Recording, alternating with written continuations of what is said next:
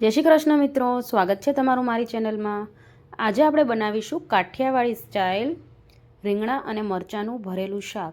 તો તમે આને રવૈયાનું શાક પણ કહી શકો છો। બહુ જ ટેસ્ટી અને સરસ એવો મસાલા સાથે આજે આપણે આ શાક બનાવશું અને જે લોકો રીંગણા નથી ખાતા ને એ લોકો પણ રીંગણા ખાવાનું ચાલુ કરી દે, એટલું સરસ અને ટેસ્ટી શાક બનીને રેડી થાય છે। તો ચાલો રેસીપી શરૂ કરીએ। તો સૌથી પહેલાં આપણે શાકનો મસાલો બનાવી લઈશું। એના માટે આપણે એક મિક્સી જારમાં 2 ચમચી જેટલા સિંગ દાણા અને 2 થી 3 ચમચી જેટલા આપણે જે મોરા ગાંઠિયા આવે ને એ ગાંઠિયા લેવાના છે। 1 લીલું મરચું, 6 થી 7 લસણની કળી અને 2 થી 3 કટકા આપણે આદુના લેશું। 10 થી 12 આપણે અહીંયા ફુદીનાના પાન એડ કરશું। આ બધી વસ્તુને છે ને આપણે સરસ એવું મિક્સીમાં પીસી લઈશું।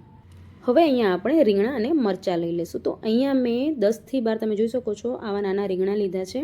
તમને આનાથી નાના રીંગણા મળે તો તમે એ લઈ શકો છો, રવૈયા આવે છે એ પણ લઈ શકો છો। અને 4 મેં આવા મોટા લીલા મરચાં લીધા છે જેમાં આપણે સરસ રીતે મસાલો ભરી શકીએ। હવે આપણે એને ઉપરથી આવી રીતે કટ કરી લઈશું અને બાજુમાંથી તમે જોઈ શકો છો હું કેવી રીતે કટ કરું છું।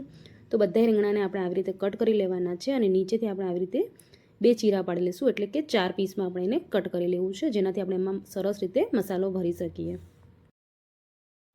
તો બાજુમાં આપણે થોડુંક પાણી લઈ લઈશું અને પાણીમાં આપણે આ રીંગણા અને મરચાં રાખશું, જેનાથી રીંગણા છે ને કાળા ન પડે। તો બિલકુલ આવી રીતે આપણે બધા રીંગણાને કટ કરી લેવાના છે અને મરચાંને આપણે વચમાંથી કટ કરી લઈશું, એટલે 2 ભાગ કરી લઈશું ને ઉપરથી પણ સેમ આપણે રીંગણા કટ કર્યા ને એવી રીતે એને કટ કરી લઈશું ને અંદરથી આપણે એમાંથી બી કાઢી લઈશું। તો રીંગણા અને મરચાંને બેયને આપણે સરસ રીતે આવી રીતે કટ કરી લેવાના છે।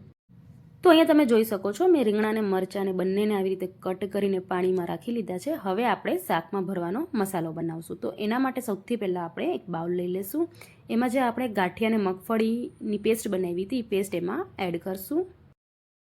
હવે આપણે એમાં બધા મસાલા એડ કરી લઈશું। તો સૌથી પહેલાં આપણે અહીંયા 1 ચમચી જેટલું કાશ્મીરી લાલ મરચું લીધું છે। તમે કોઈ પણ ઘરમાં રહેલું મરચું એડ કરી શકો છો, મેં અહીંયા કાશ્મીરી મરચું લીધું છે। સ્વાદ પ્રમાણે આપણે એમાં મીઠું એડ કરશું। 2 મોટી ચમચી જેટલું આપણે એમાં ધાણા જીરું પાવડર એડ કરવાનું છે। 1/4 ચમચી જેટલું આપણે એમાં હળદર પાવડર એડ કરશું। અડધી નાની ચમચી જેટલું આપણે એમાં ગરમ મસાલો એડ કરશું અને આપણે થોડીક એમાં હિંગ એડ કરશું। 1 ચમચી જેટલા સફેદ તલ એડ કરશું।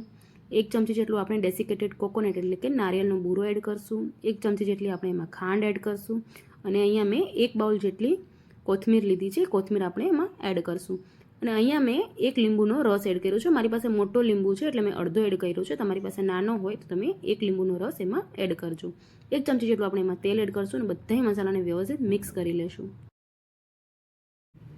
તો આ મસાલો છે ને એકદમ ચટપટું બનીને રેડી થાય છે અને કોઈ પણ ભરેલું શાક તમે બનાવો તો એમાં તમે આ મસાલો નાખી શકો છો। બહુ જ સરસ ટેસ્ટ આવે છે આ મસાલાનો। તો તમે જોઈ શકો છો મસાલો સરસ મિક્સ થઈ ગયું છે। હવે આપણે રીંગણા અને મરચાંમાં મસાલો ભરી લેશું। તો અત્યારે આપણે જે આ શાક બનાવીએ છીએ કુકરમાં નથી બનાવવાના, આપણે બાફીને વરાળમાં બનાવવાના છીએ। તો તમે જોઈ શકો છો આપણે એકદમ સરસ રીતે દબાવીને મસાલો અંદર ભરવાનો છે। રીંગણા ને મરચાં બંનેમાં સરસ રીતે એકદમ દબાવીને આવી રીતે પ્રેસ કરીને મસાલો ભરી લેવાનો છે। તો આપણે આ જે શાક વરાળમાં બનાવશું એના માટે આપણે અહીંયા મેં એક ચાયણી લીધી છે આવી રીતે કાણાવાળી, એમાં આપણે આ બધું ભરીને અહીંયા રાખવાનું છે। જો તમારી પાસે સ્ટીમર હોય તો તમે એમાં પણ બનાવી શકો છો। અત્યારે મેં તપેલામાં પાણી ગરમ કરવા મૂકી દીધું છે અને આ ચાયણી આપણે એની ઉપર મૂકશું। તો બિલકુલ આવી રીતે આપણે બધો મસાલો ભરી લેવાનો છે। થોડોક મસાલો આપણે વધારે રાખવાનું છે જે આપણે વઘારમાં યુઝ કરશું। તો અહીંયા તમે જોઈ શકો છો રીંગણા અને મરચાં સરસ રીતે ભરાઈ ગયા છે। હવે આપણે એને સ્ટીમ કરવા મૂકી દઈશું। તો અહીંયા મેં આવી રીતે જારી મૂકી દીધી છે અને ઉપર આપણે એને ઢાંકીને 10 થી 12 મિનિટ સુધી સરસ રીતે ચડવા દઈશું। તો હવે 10 થી 12 મિનિટ થઈ ગયા છે ને આપણે ચેક કરી લઈએ કે રીંગણા કે મરચાં કાચા નથી। તો તમે જોઈ શકો છો એકદમ સરસ રીંગણા અને મરચાં બફાઈ ગયા છે। હવે આપણે એનો વઘાર કરી લઈશું। વઘાર કરવા માટે આપણે કડાઈ લઈ લઈશું। એમાં આપણે 2 મોટા ચમચા જેટલું તેલ એડ કરશું। તેલ ગરમ થઈ જાય એટલે આપણે એમાં 1 ચમચી જેટલી રાઈ અને અડધી ચમચી જેટલું આપણે એમાં જીરું એડ કરશું। હવે અહીંયા આપણે 1 લીલી ડુંગળી એડ કરશું। જો તમારી પાસે લીલી ડુંગળી ન હોય તો તમે સૂકી ડુંગળી પણ એડ કરી શકો છો અને સ્કીપ કરવી હોય તો સ્કીપ પણ કરી શકો છો। હવે ડુંગળીને આપણે સરસ રીતે સાંતળી લઈશું। હવે ડુંગળી સંતળાઈ જાય એટલે આપણે એમાં જે રીંગણા અને મરચાંમાં મસાલો ભર્યો તો એ મસાલો આપણે એમાં એડ કરવાનો છે। તો અહીંયા 2 મોટા ચમચા જેટલો મસાલો છે એ આપણે સરસ એમાં મસાલો એડ કરીને મસાલાને સાંતળી લઈશું। મસાલો સંતળાઈ જાય એટલે આપણે એમાં ટમેટો પ્યુરી એડ કરવાની છે। તો મેં અહીંયા 2 મીડિયમ સાઇઝના ટમેટાને આવી રીતે મિક્સીમાં બ્લેન્ડ કરી લીધું છે એટલે એની પ્યુરી બનાવી લીધી છે, એ આપણે એમાં એડ કરશું।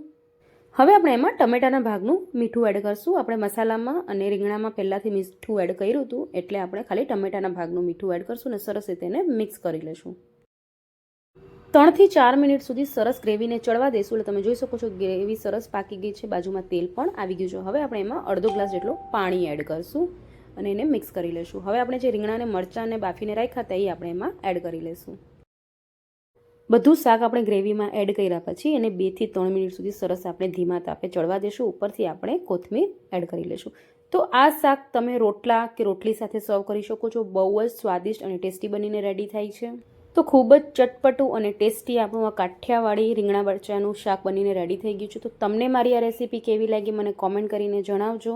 અને હા, વિડીયો ગમ્યો હોય તો લાઇક અને શેર કરી લેજો. અને ચેનલમાં જો પહેલીવાર આવ્યા છો તો સબસ્ક્રાઈબ કરી લેજો અને બાજુમાં આવેલી બેલ આઇકનને પ્રેસ કરી લેજો, જેનાથી તમને દરેક નવી રેસીપીના નોટિફિકેશન મળી રહે.